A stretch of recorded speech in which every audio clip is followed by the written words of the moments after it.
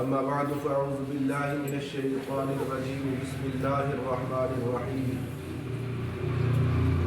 قل إن كنتم تحبون الله فاتبعوني يحببكم الله ويغفر لكم ذنوبكم والله غفور رحيم صدق الله العلي العظيم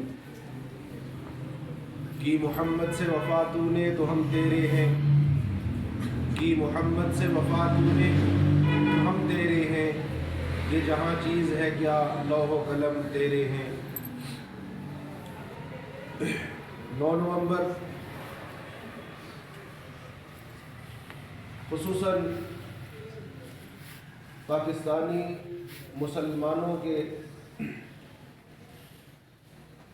تاریخ میں یہ ایک ایسے طور پہ منایا جاتا ہے جس میں حکیم الامت شاعر مشرق علامہ محمد اقبال رحمۃ اللہ علیہ کی صورت میں اللہ نے ہمیں ایک عظیم رہنما عطا فرمایا۔ علامہ محمد اقبال جنہوں نے اپنی شاعری کے ذریعے ملک و ملت اور دین کی ایسی خدمات سر انجام دی جو رہتی دنیا تک یاد رہیں گی۔ علامہ اقبال نے اپنے فارسی اور اردو کلام کے ذریعے مسلمانوں کے بر صغیر کے مسلمان جو زوال پذیر تھے ان کے اندر آزادی کا ایسا جذبہ پیدا کیا جس کا نتیجہ آج ہمارے سامنے ہے۔ 14 اگست 1947 کو وہ پاکستان ہمیں ملا جس کا انہوں نے ایک جذبہ ہمیں دیا تھا۔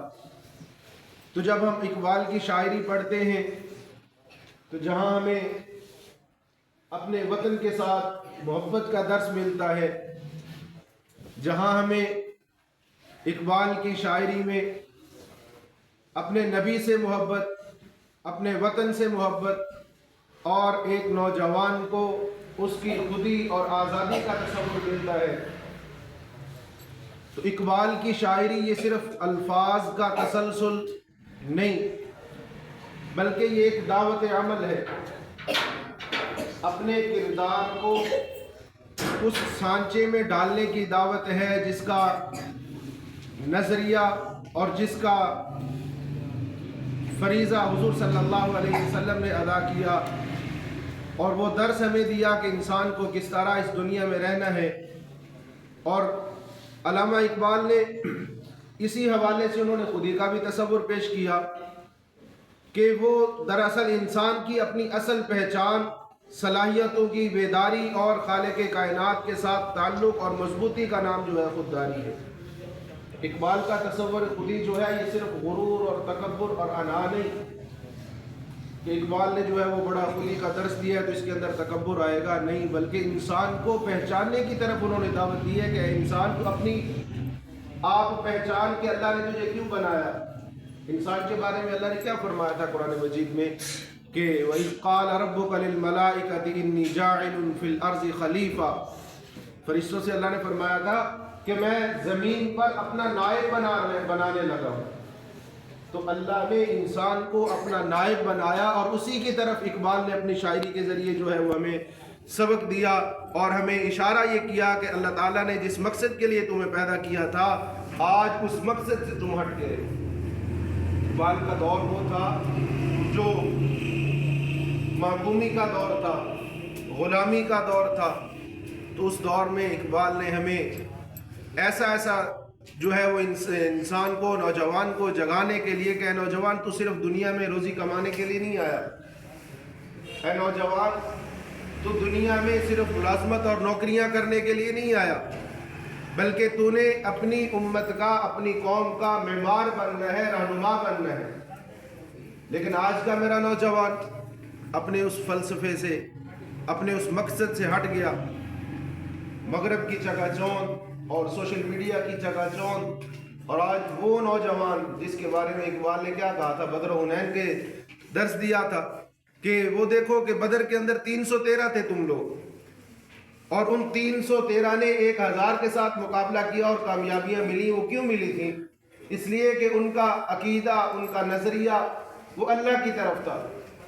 ان کا یقین وہ اللہ پر یقین تھا، ان کے اندر ایمان کی قوت تھی، ایمان کی طاقت تھی. لیکن آج ہم اس چیز سے ہٹ گئے ہیں.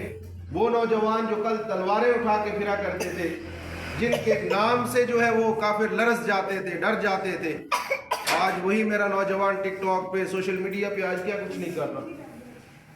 تو اس لیے اقبال نے خاص طور پر اپنی شاعری کے اندر جو ہے وہ نوجوانوں کو مخاطب کیا اور نوجوان کو بتایا کہ تیرا آنے کا کیا مقصد تھا.